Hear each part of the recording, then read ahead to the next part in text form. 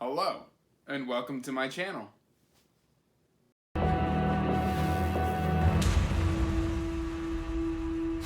Hey everyone, welcome back to Andrew's Wizardly Reads, and today I have got my birthday book haul for you. But before we get started, make sure you like and subscribe so you can get regular updates for when I post new content. I post every Monday, Wednesday, and Friday. And if you haven't already joined the Discord, make sure to check the description for the link down below. Now that said, guys, I have a book buying habit. And I also have a weakness for cheap books. And Book Outlet was brought to my attention this month. And as I said, this is a birthday book haul. So a lot of these are gifts. I did not pay for a lot of this out of pocket. But I am both amazed, astounded, and a little dubious on on the amount of books I have for you. It's not the biggest book haul I've ever seen, but it's right now it's 32. I still have some that haven't even gotten here, which I'm gonna go ahead and place on April's TBR, or April's book haul, not TBR. My TBR is so destroyed at this point. Oh God. So some of these you'll have seen in videos just because I couldn't wait till the book haul to show them off. But these are all books that I have received and been gifted or purchased in the month of March. So, top of the stack, we have got the 25th Anniversary Edition Omnibus hardcover of The Sword of Shannara by Terry Brooks. This is a very old school fantasy. It has been around for quite a while. I think it's older than 25 years, but I'm not entirely sure. I know the chronologically Shannara can be all over the place, I think. So I don't know where this falls within the Shannara world, but obviously it's been 25 years, and it had just wrapped up after 40. So we've got that right there. Let's see. God, where do I put all this? We're going to figure it out together. Give me 1 second. All right. Then I picked up for a song at my half-price books, and it's funny, as soon as I picked this up, my sister ended up calling me to wish me a happy birthday. And she's like, oh, you started your booktube channel. I was like, yeah. She's like, I've got something for you. I was like, what is it? It was this. I'd already bought it. She had just finished it, and she wanted to tell me about it. So that's just a funny little tidbit right there. But this is Roger Delaney's The Great Book of Amber. This is the entire Amber Chronicles 1 through 10. If you look right here on the back, there is just this entire list of all the books that it includes. It is 1,200 pages, so it's really intimidating if you're just looking at the size of the book, but I mean, it's obviously broken up into 10 sections. I don't know a whole lot about this. Obviously, my sister gave it a big recommend, so yeah, there's that. All right. Then, of course, I got both books 1 and 2 of the Matthew Ward's Legacy of Ash. This was on my most anticipated reads list, I do believe. He used to work for the Games Shop, writing for Warhammer 40K, I believe. That's really all I know about these. They are big books, but Orbit, I've noticed, tends to like to make their books a little beefier than they actually are. You can see that, you've got wide margins, pretty. You can drive a car through the line spacing. I mean, it's big words. So I don't expect these to take super long. But look at those covers. Oh, yes. All right. Moving along. All right. I did get, based off a member on the Discord's recommendation, he said he really enjoyed it. I got the entire Rift War saga in the UK binding. I've already talked about Magician a number of times. It's funny, because the first one is so big, and then the last two are just itty-bitty next to it. So maybe I can understand why they broke this into 2 parts in the US edition, just because it was so much bigger than the other 2 books. Maybe it kind of made sense visually to have 4 parts. I don't know. I like the big chunker, and then, a nice little wind down of the tinier editions. So we've got Magician, A Darkness of Sethanon, and Silverthorn, all by Raymond E. Feist. All right, I'm going to put these, well, I guess I'll put you right there. All right, I don't want to topple over and damage any of these. All right, in the UK hardcover, I did get the Scott Lynch's Lies of Locke Lamora and Red Seas Under Red Skies. These are books 1 and 2 of the Gentleman Bastards series. I have read most of this. I do believe I did put it down for a little bit. I plan on coming back and finishing it. I do like it though.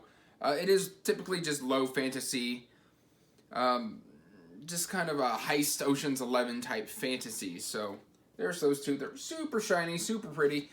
I'm not used to this kind of coarser texture on a book, but I'm interested. They kind of creak a little bit. I don't know if you can hear that when you open them, but I'm hoping I don't split the binding or anything, but I really want to read these.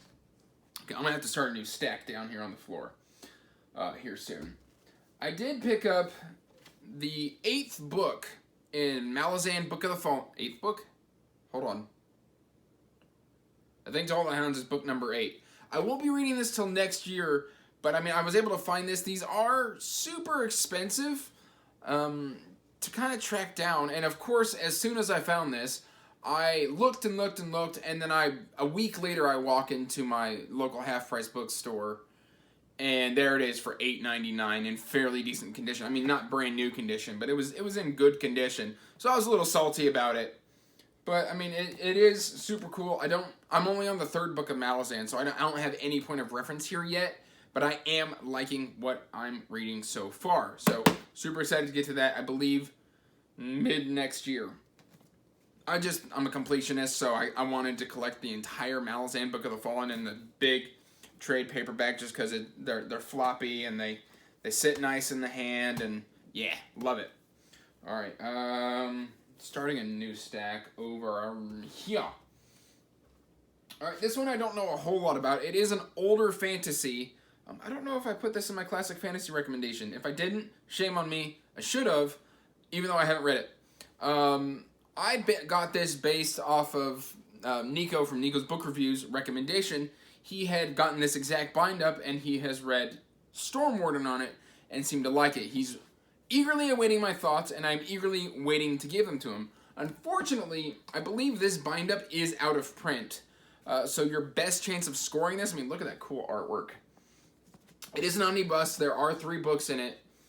I believe it's called, what is this called? The Cycle of Fire. Yeah, it's right there big on the cover. I don't know how I missed it. This is The Cycle of Fire by Janny Warts. I got this for, I think, $7 off of eBay. So it's not too hard to find, but it is out of print. So you're not going to find this on like Amazon or like at a Barnes & Noble. So you probably need to shop secondhand market for this. All right. Then we get to some of my book outlet purchases. I don't know anything about this other than I read a brief synopsis of it on my Kindle and then noticed that it was for the entire trilogy was on sale on Book Outlet. And that is The Raven's Mark by Ed Mcdonald. I do know that some other booktubers have recently acquired this. I believe Megan from Megan's Reading Revelations has recently acquired this as well. I like that the spines match, but I don't like... I got tiny hands. That the covers don't match. You can see that it's kind of all over the place. Crowfall doesn't match the layout of Ravencry or Blackwing, so that does bug me a little bit. Here, maybe that's even better. There we go. So you can kind of see how these are kind of uniform, and then this just kind of breaks the mold, which kind of bugs me. But yeah, I am super forward to getting into these. They're not super long books. These cost me like $9 for all 3. So Book Outlet's not going to break the bank. You can tell by the dot on the bottom, these are return overstocks. So they're basically brand new books that they were overstocked and they weren't going to sell them. So they sold them to Book Outlet to get rid of. I'm assuming that's how that works. A couple gifts that I got from my wife are 16 Ways to Defend a Walled City and How to Rule an Empire and Get Away with It by K.J. Parker. I don't know anything about this other than I saw that... I've been seeing it on my Kindle as a recommended. It sounds kind of lighthearted. I've been looking for something a little lighter with a little bit more whimsy or a little bit more humor in it, because I've been reading a lot of dense, dark stories, and you can only read so much of that before it starts affecting your mental health a little bit. And so I wanted something, which I've got more fun stuff to get to. And I've been making sure to kind of inject that so that once I'm done with these big hefty books, I've got something to look forward to kind of make sure I don't fall into a reading slump. I don't know about them. I like the kind of antique look of these. It looks like it's just got classic scroll work and illuminated. They look illuminated. That's what I was trying to think of. I was kind of fumbling for the word illuminated. The covers are kind of illuminated, like they were done in a monastery or something like that. You can see that this guy's on a cart and he's like, ah! So I kind of like that. Don't know anything about him. Super excited to get to him. Moving on. Based off of the recommendation from Christopher Rocchio, author of The Sun Eater, basically, he did a live stream for March, and he talked about these books specifically, and then literally the next day I walked into the used bookstore, and there they were. I was able to pick up both of these for, I think, around $12. And that is Gene Wolfe's The Book of the New Sun, I believe is what it is called. Yeah, Book of the New Sun. I do know that these are sci-fi fantasy, which is kind of an older style that you don't really see a lot anymore. But I'm super excited to get into it. I don't know anything about it, other than that people seem to draw similarities between this and the Sun Eater trilogy. So he went and read them after he wrote his book, and then decided to use some of the influence there on the other books, I think is what he said. Don't quote me on that. I could be making it up. Probably not, but he said something similar. Anyway, moving on. I also picked up used earlier in February the first book of the Salvagers. And now I have books 2 and 3 of the Salvagers, A Big Deal for the Whole Galaxy, and The Worst of All Possible Worlds. This is sci-fi with a little bit of funny. It's not like Hitchhiker's Guide to the Galaxy funny, but it's supposed to be like the humor of Firefly. And, like I said, I'm looking to read a little bit more uplifting, kind of not so taking itself serious books. And I'm hoping that these will do that. And again, I keep finding myself gravitating towards Orbit books.